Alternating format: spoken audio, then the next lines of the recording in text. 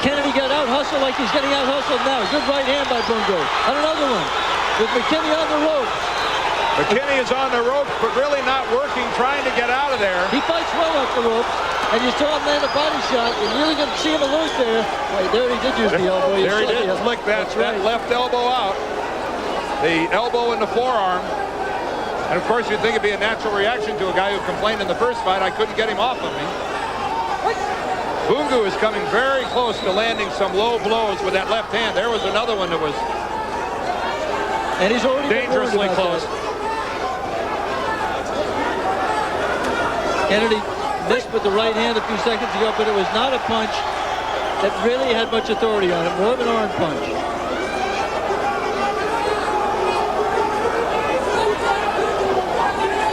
Really very much the pattern of the first fight, Dan.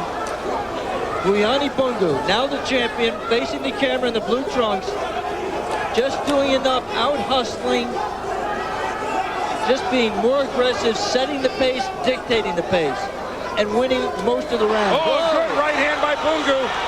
Best punch of the fight. Yes. Landed right on the right eye and temple of McKinney, and there was another good left hand by Bungu. In his prime, and I think it's safe to say that this Kennedy McKinney is past his prime. In his prime, Kennedy picked off all of those left hands with his right. Very, very cleverly. He, as we said, he did eat right hands, but he almost never got hit with a left hook. And he is being reached with a left hook in this fight. If one of these fighters over the course of their career has demonstrated that one punch can win a fight for them, again, a reminder that belongs to Kennedy McKinney in his right hand. There's no question about that. I mean, if Bungu had power, he would be the best pound-for-pound fighter in the world. He is not a big puncher, but he has everything else. Conditioning, desire. And a tremendous defensive fighter, Alex. So hard to hit. Totally confident right now, Dan. The closing seconds of the fifth round are upon us. Another good effort by Vuyani Bungu. Let's take a look at that punch from round 5, Dan. Right hand, Bungu on the left of your screen. Watch for the right. McKinney throws the jab and brings his left hand back low, and Vuyani Bungu makes him pay. And you're right in your call. That was the best punch of the 5 rounds we've seen so far. Now the action in the early seconds of the 6th. A third warning from Christodoulou, the referee, for low blows by the champion Bungu on the left. Vuyani Bungu of South Africa, the champion. Kennedy McKinney of the United States, now on the left of your screen, now facing you, the challenger and former champion. Christodoulou, of course, has the power to deduct a point from McKinney. From Bungu, if he feels this has gone on too far. He actually has the power to deduct one from either one, but Bungu has been the transgressor to date. There you see a shoulder from Kennedy McKinney trying to get Bungu off him and set him up for a punch, but he didn't let his hands go. It's a good right hand in that exchange from McKinney that landed.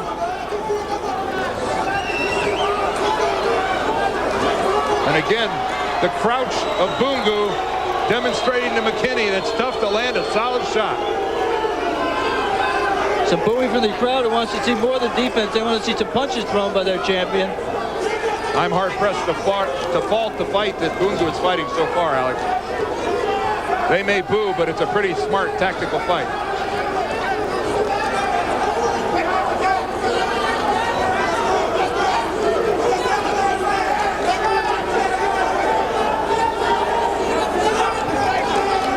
Both men taking a little bit of time off halfway through round 6, Dan.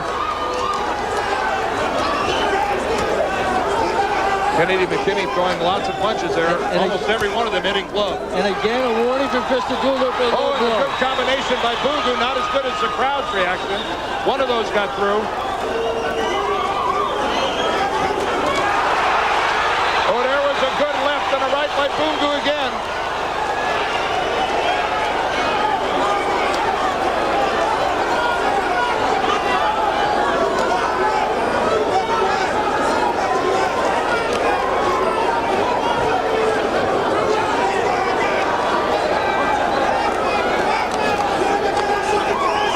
A reminder that Johannesburg is at nearly 6,000 feet altitude. And from a stamina factor, as we move into the later rounds of this fight, that almost certainly will test their conditioning. Oxygen is a little more difficult to come by at 6,000 feet. Yeah, and Bungu does not have an advantage here, Dan, even though he is or a clash of hands. Clash of hands. The time is out. Nope, they said box. And we're coming to the end of the 6th round.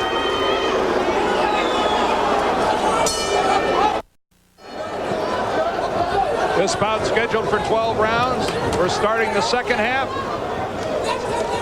Vuyani Bungu in the blue shorts, Kennedy McKinney, the challenger, in the red and the yellow. And again, it's Bungu down low.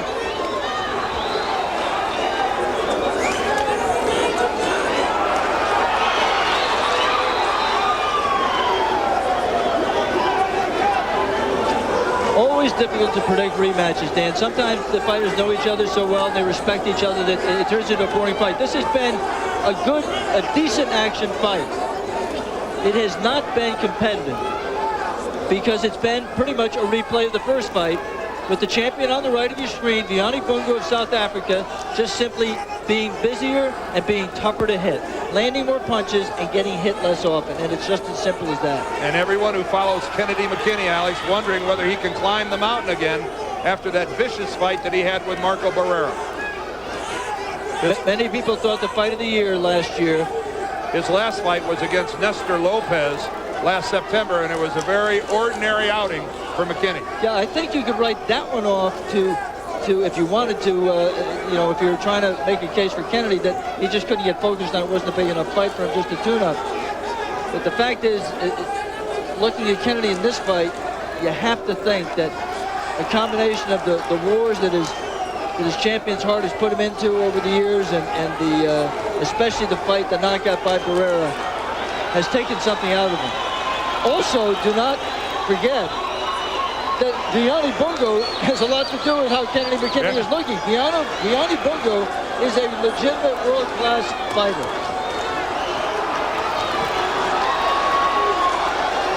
And if you're thinking, Dan, that this is a man that Kennedy could pull off another one of those miracles like he pulled off against his stablemate with a late round one-punch knockout, it is possible, but he has not now in 18 rounds of Vuyani even gotten a hard punch home. Bungu would have to have a real defensive lapse for that to happen. Yeah, and I think he's got an excellent chin. The big uppercut by McKinney missed. Bungu's corner telling him, get in tight, press it, press it. I think both men are tired, actually. Vuyani looks tired as well. But Kennedy McKinney is just not able to take advantage of it when his opponent needs to take time off like he does right now. He gives him the rest, and then Bungu is able to come back.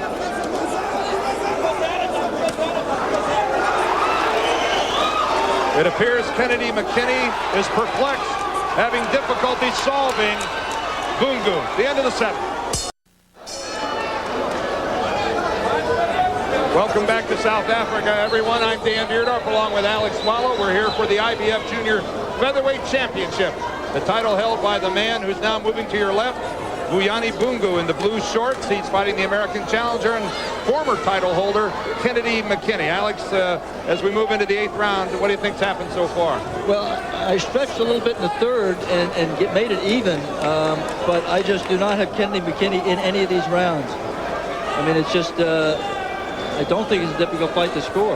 On my scorecard, I gave the 3rd to McKinney, but you're right, that's the only round. Everything else has been a clean sweep by Bungu. You see the bruise under Kennedy's left eye getting worse, but his eyes are not closing. This is not a matter of, I think, Kennedy having problems physically. I think it's a case of just a very awkward and very difficult opponent that he has been unable to solve. A reminder, next Saturday at 4:30 Eastern, 3:30 Central on ABC's Wide World of Sports, the Valvoline Professional Boxing Series continues. We're going to go to Las Vegas for the IBF Junior Middleweight title. That's going to be a bout between Raul Marquez and Anthony Stevens. Plus, we'll also have a little horse racing for you. The Wood Memorial Invitational presented by Visa as we get ready for the Kentucky Derby. Next week on ABC's Wide World of Sports. lunging left hand there by Bungu, got home and scored. A reminder to our ABC stations down the line that we'll be taking a station break at the end of the 8th round here.